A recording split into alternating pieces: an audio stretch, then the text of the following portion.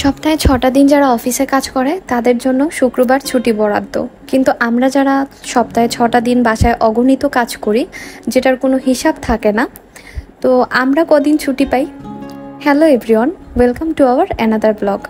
আজকে শুক্রবার, আর আজকে আগেই আমার হাজব্যান্ডকে বলে দিয়েছি যে আজকে কিন্তু আমাকে ঘুরতে নিয়ে যেতে হবে, যেহেতু পুরো আগস্ট মাসটা কোথাও যাওয়া হয়নি, দেশের পরিস্থিতি অনেকটাই খারাপ ছিল, আমরা সবাই জানি এটা।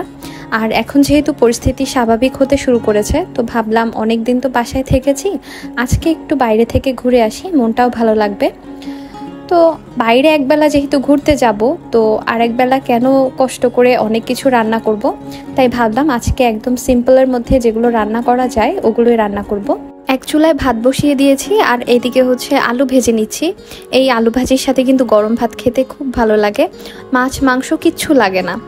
তো তারপরও ভাবলাম 2টা ডিম সিদ্ধ করে নেই, ডিম ভর্তাও বানাবো। গরম গরম ভাতের সাথে ডিম ভর্তা, আলু ভাজি, এর থেকে ভালো তরকারি আমার মনে হয় না আর তাড়াতাড়ি রান্না করা যায়। তো আজকে যেহেতু সময় পেয়েছি, ভাবলাম আপনাদের সাথে আমার বারান্দায় যে লাগানো পুঁইশাক গাছগুলো আছে ওগুলো একটু শেয়ার করি। এই যে আমার বারান্দায় হচ্ছে আমি পুঁইশাক খাওয়ার পরে যে ডগাগুলো ছিল ওই ডগাগুলো লাগিয়ে রেখেছিলাম, আর ওখান থেকে দেখেন কত বড় কয়েকটা লতা বের হয়েছে। আর যেহেতু ইদানিং প্রচুর বৃষ্টি হয়, আর বৃষ্টির পানি পাওয়ার পরে কিন্তু পুঁইশাকগুলো আরও বেশি বাড়ছে। আরেকটা কাজ আমি করি, প্রতিদিন ভাত রান্না করার আগে চাল ধোয়ার যে পানিটা, ওই পানিটা হচ্ছে আমি গাছে দেই, এতে করে গাছ অনেক বেশি হেলদি হয়। আপনারা একটু খেয়াল করলে দেখতে পারবেন পুঁইশাক গাছের পাতাগুলো কত বড়। তো ভাবছি 2-1 দিনের মধ্যে হচ্ছে পুঁইশাক কেটে তারপর রান্না করে খাবো, যেহেতু পুঁইশাক গাছ অনেক বড় হয়ে গেছে ডালপালা। আর যদি এখন ডগাগুলো কেটে দেই তাহলে আরও হচ্ছে ডগা বের হবে। আর এই যে আমি আপনাদেরকে দেখাচ্ছিলাম যে পুঁইশাকের পাতাগুলো কত বড় হয়েছে। আমি নিজেও বুঝতে পারিনি যে ডগা লাগানোর পরে পুঁইশাক এত বেশি বড় হবে, কারণ সবাই তো হচ্ছে পুঁইশাকের চারা এনে লাগায়, আবার অনেকে আমার মতো এই টিপসটাও ফলো করে। তো যাই হোক, এই হচ্ছে আমার আরেকটা বারান্দা।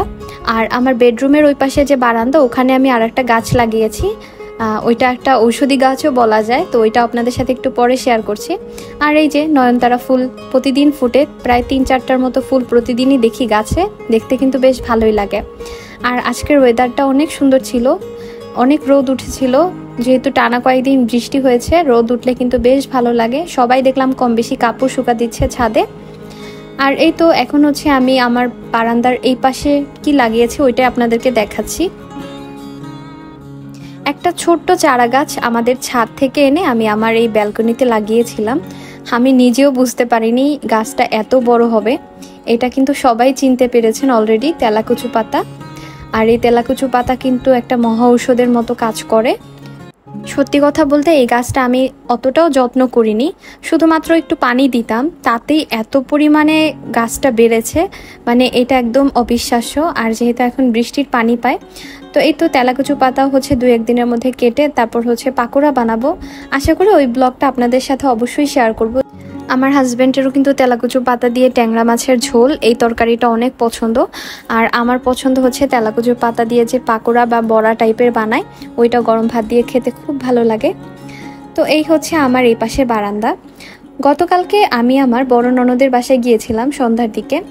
তো আমার বড় ননদের বাসায় কিন্তু অনেক গাছপালা আছে, বিশেষ করে পুঁইশাক গাছটা বেশ অনেক দিন আমাদেরকে পুঁইশাক দিয়েছিল। আর এই মানি প্লান্ট গাছটা ওখান থেকেই নিয়ে আসা। গতকালকে রাতে এনে আমি হচ্ছে এটা খাবার টেবিলে রেখে দিয়েছি, আর দেখতে এত বেশি সুন্দর লাগছে।